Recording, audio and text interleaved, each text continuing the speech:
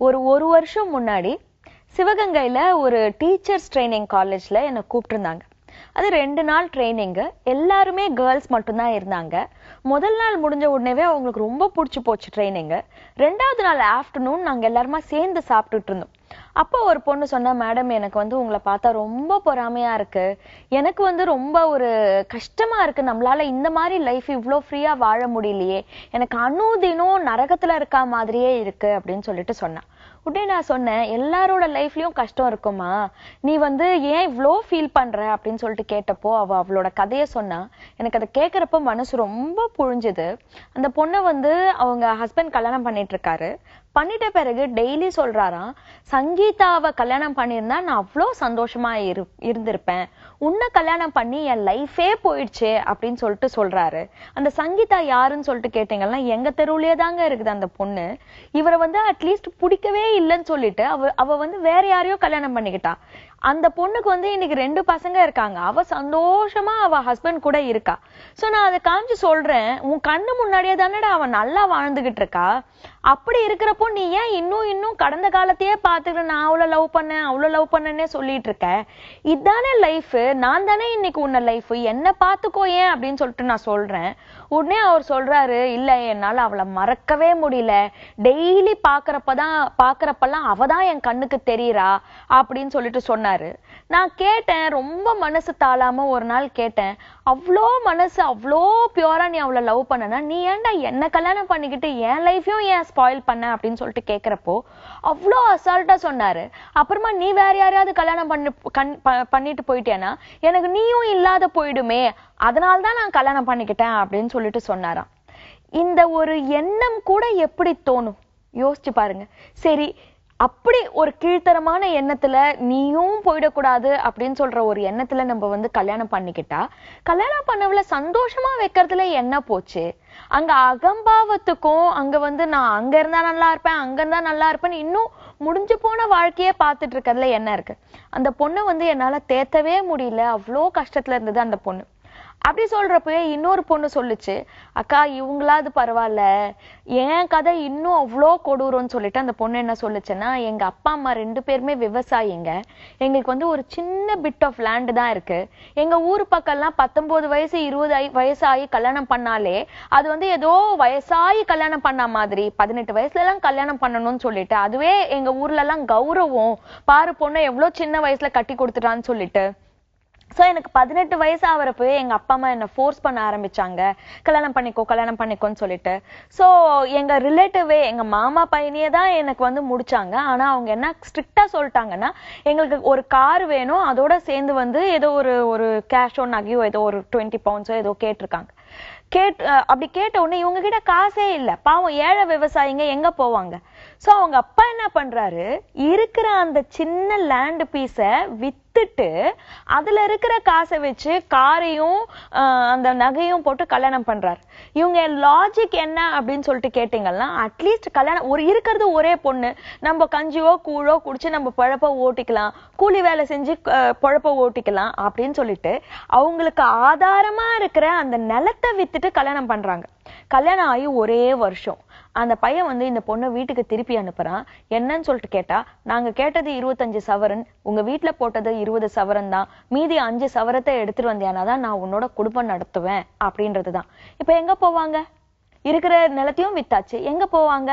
இன்னைக்கு அந்த பொண்ணு அந்த டீச்சர்ஸ் ட்ரைனிங் காலேஜ்ல அவங்க உபயத்துல ஃப்ரீயா டீச்சர்ஸ் ட்ரைனிங் படிச்சிட்டு இருக்கு. ஏன்னா வேலைக்கு போயிட்டு காசை சம்பாதிச்சுட்டு அந்த நகையை வாங்கிட்டு போயிட்டு கணவன் கிட்ட குடும்பம் நடத்தணும்னு சொல்லிட்டு. யோசிச்சு பாத்தீங்களா இது எவ்வளவு கொடுமைன்னு சொல்லிட்டு. எனக்கு என்ன திகைப்பா இருந்ததுன்னா, அந்த காலேஜ்ல நான் பேசிட்டு இருந்த அந்த 40 பசங்கள்ல கிட்டத்தட்ட 30-32 பசங்களுக்கு ஏற்கனவே கல்யாணம் ஆயிடுச்சு. ஆனா அந்த கல்யாணமான அந்த சந்தோஷம்ன்றத இந்த குழந்தைங்களோட முகத்துல நான் ஒரு முகத்துல கூட பார்க்கல. எல்லாருமே இந்த மாதிரி மாமியார் பிரச்சனை, மாமனார் பிரச்சனை, எங்க வீட்டுல பொண்ணுனா இப்படிதான் நடக்கணும்னு சொல்லிட்டு ஃப்ரீடம் இல்ல, இந்த மாதிரி பேச்சுக்களை தான் பண்ணிட்டு இருந்தாங்க. அண்ட் அதுல ரொம்ப கொடூரமா இருந்தது என்னன்னா, இந்த மாதிரி வீட்டு வீட்டுக்கு திரும்பி வந்துட்டாங்கல்ல, இந்த பொண்ணு கேஸ்லயும் சரி இன்னொரு பொண்ணு கேஸ்லயும் சரி, அவங்கள வந்து அவங்களோட கிராமமே வந்து அவமதிக்குது. நீ வாழாவட்டியா திரும்பி வந்துட்ட, நீ ஏதோ வந்து பிரச்சனை வந்து பண்ணிட்டு தான் திருப்பி வந்துட்ட அப்படின்னு சொல்லிட்டு. இதெல்லாம் பாக்குறப்போ எனக்கு யோசனை வந்தது, இன்னைக்கு எனக்கு கல்யாணம் ஆகல, நான் இன்னைக்கு சென்னையில தான் இருக்கிறேன். ஆனா இது வந்து என்னோட வாழ்க்கையில முழுசும் அப்படின்றது கிடையவே கிடையாது. உறவு முறைகள்ன்றது வந்து வாழ்க்கையில ஒரு அங்கம், திருமணம்ன்றது வாழ்க்கையில ஒரு அங்கம், சம்பாத்தியம் என்றது வாழ்க்கையில ஒரு அங்கம், உடல் பயிற்சின்றது வாழ்க்கையில ஒரு அங்கம். இது எல்லாத்தையும் ரவுண்டா நம்ம வாழணுமே தவிர, ஒரு கல்யாணம்ன்றது ஆகலன்ற ஒரு காரணத்துக்காக என் வாழ்க்கையே நாசமா போச்சு அப்படின்னு சொல்லிட்டு நான் என்ன சொல்லிப்பனான்னு சொல்லிட்டு கேட்டா சத்தியமா கிடையாது. இன்னைக்கு நான் அவ்வளோ ஒரு திருப்தியான ஒரு சந்தோஷமான ஒரு வாழ்க்கை வாழறேன். ஏன்னா எனக்கு தெரியும் இது வாழ்க்கை கிடையாது. இது இருந்தா வாழ்க்கை இனிமையா இருக்கலாமே தவிர, இது இல்லாததுனால வாழ்க்கை கசந்துடும் சொல்லிட்டு என்னால யோசிச்சு கூட பார்க்க முடியாது. அதுவே சென்னையில இருக்கிற மத்த பெண்களை பார்த்தா அவங்களையும் நான் பாக்குறேன், இவங்க எல்லாம் வந்து தனியா இருக்காங்க, இவங்க கஷ்டப்படுறாங்களான்னு சொல்லிட்டு பார்த்தா இல்ல.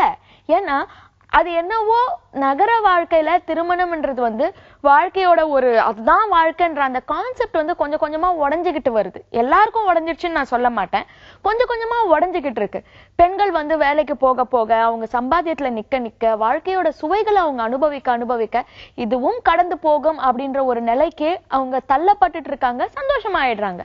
ஆனா கிராமத்து பக்கங்கள்ல இன்னும் அது வந்து மாறல. அது மாறாததுனால என்ன ஆகுதுன்னா, ஒரு தெரை கண்ணுல விழுந்த மாதிரி இது ஒண்ணு மட்டும் தான் தெரியுது.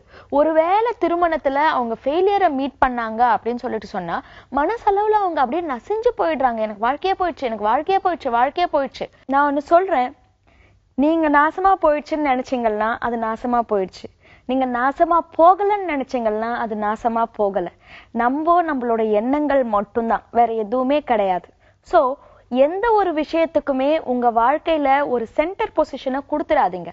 உங்க வேலைக்கும் கொடுக்காதீங்க, உங்க ரிலேஷன்ஷிப்க்கும் கொடுக்காதீங்க. உங்களுக்கு தேவை என்ன? சந்தோஷம்.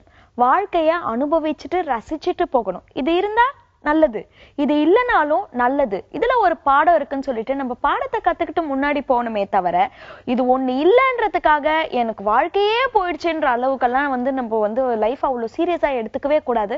அதுவும் பெண்கள் சீரியஸா எடுத்துக்கவே கூடாது.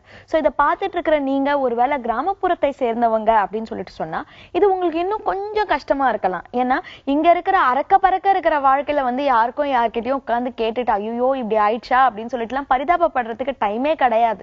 ஆனா அந்த சைட்ல இருக்கிறப்போ சுத்தி இருக்கிற மக்களோட மைண்ட் செட் எல்லாமே இது ஒண்ணு மட்டும்தான் வாழ்க்கைன்றப்போ உங்களை பத்தி சிலதெல்லாம் பேசலாம், சில இதெல்லாம் பேசலாம், இல்ல உங்களை உதாசீனப்படுத்தலாம். அப்படிலாம் வரப்போ ஐயோ அப்படின்னு சொல்லிட்டு அவங்களுக்கு முக்கியத்துவம் கொடுத்துடாதீங்க. ஆஹா அப்படின்னு சொல்லிட்டு உங்களுக்கு முக்கியத்துவம் கொடுத்துக்கோங்க. நீ பேசிக்கோ, பரவாயில்ல, எனக்கு பிடிச்சது இது அப்படின்னு சொல்லிட்டு உங்களுக்காக சில பேஷன், சில கோல்ஸ், சில கைவேலைகள் இதெல்லாம் கத்துக்கிட்டு உங்க வாழ்க்கைக்கு ஒரு அர்த்தத்தை கொடுங்க. இல்லாத ஒரு அர்த்தத்தை போயிடுச்சுன்னு நினைச்சிட்டு இருக்கவே இருக்காதீங்க. சோ அதுக்காக உங்களுக்கு என்னோட வாழ்த்துக்கள். நன்றி, வணக்கம்.